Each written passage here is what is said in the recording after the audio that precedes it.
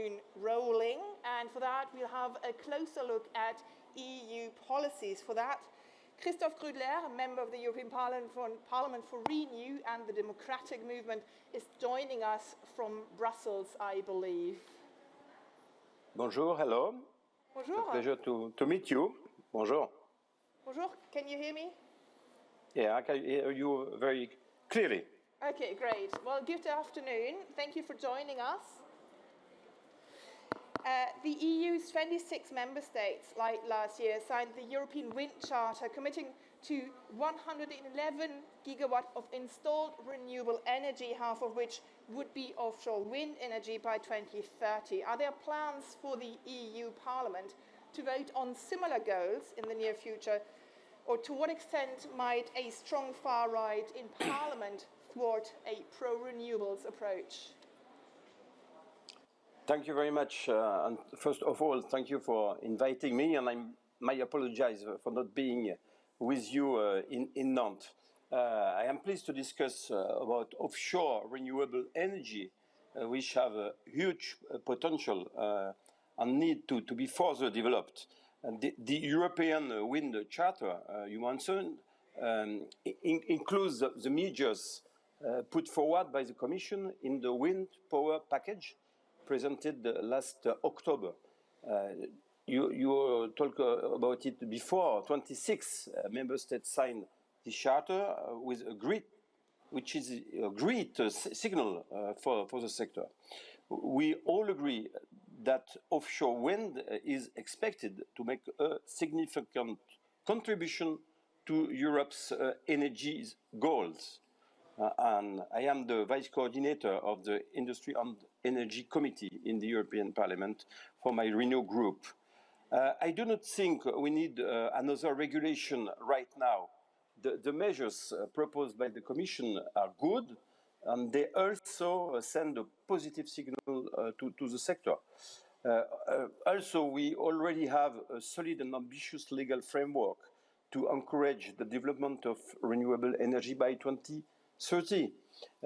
In the last Renewable Energy Directive modification, it was RED 3, adopted last year, I advocated for maintaining an ambitious overall target of 45% of renewable energy by 2030, while many MEPs and member states wanted to lower it. We also adopted measures to shorten and simplify permitting procedures with Repower EU, which are still too long in many member states, such as France, for example. Our priority now is to ensure a smooth and efficient transposition by member states by 2025. You talk about the elections, and especially the European elections. They could threaten the support to renewable energy, that's clear. The far right's breakthrough is less than expected in Europe, but the right wing is definitely stronger than before. It will have an impact on environmental and energy policies. But we try to have the goal in our mind, and I think the majority is the same as the previous parliament. But there is a risk of a blocking minority, and we have to be very careful about it, of course. But I'm sure that with my colleague we will continue to defend the renewable energy industry. You mentioned other legislation. The EU Parliament earlier this year adopted the Net Zero Industry Act to support clean technologies. Tell us which tools are included in that package, and to what extent have they already been implemented?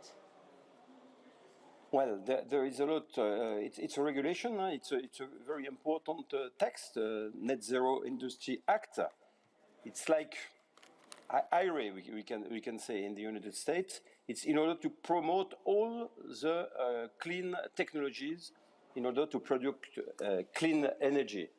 All is inside. All the renewables, nuclear energy, for the transport, all the kind of transport is inside. It's very good because We identify all the technologies, new technologies also like osmotic energy, for example, and we have a simplification of administrative procedures, easier access to European funds, creation of academies to train young talent in these new jobs. Well, I think it's an important stair. It's not finished because we need money, we need more money, but it's a first step, and I can say it's a good one. We have also, I put it inside the text, European preference in the public procurement. It means that at least 30% of renewable projects needs to have resilience criteria, we can say. 30% of the public procurement need to have the European preference.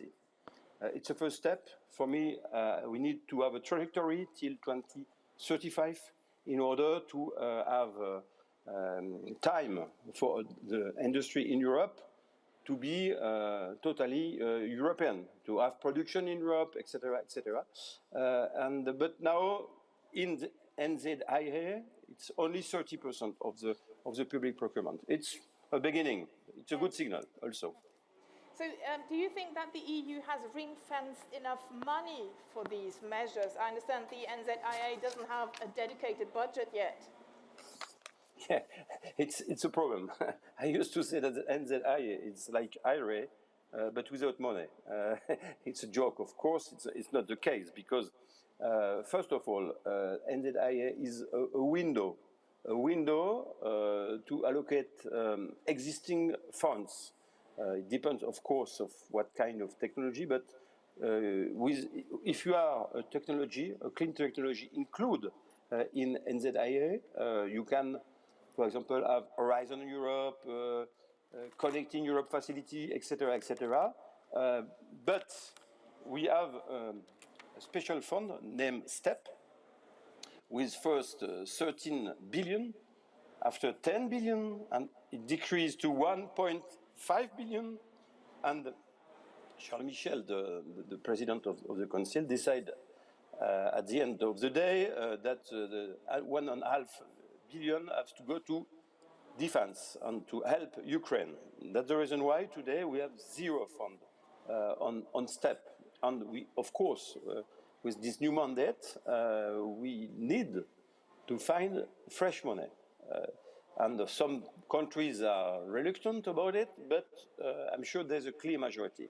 And the main idea is to have a real sovereignty fund, we can say, and if around 100 billion, it will be enough at the beginning to give direct subsidies to all the production of clean energy.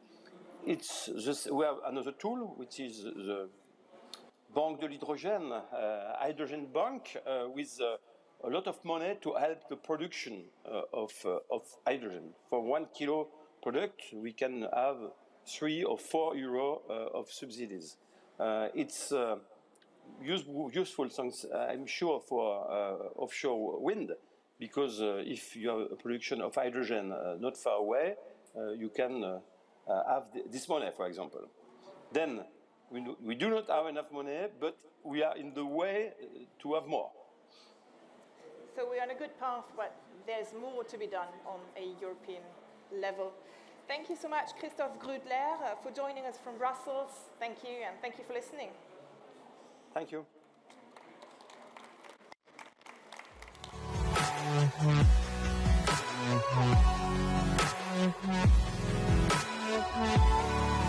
Mm-hmm.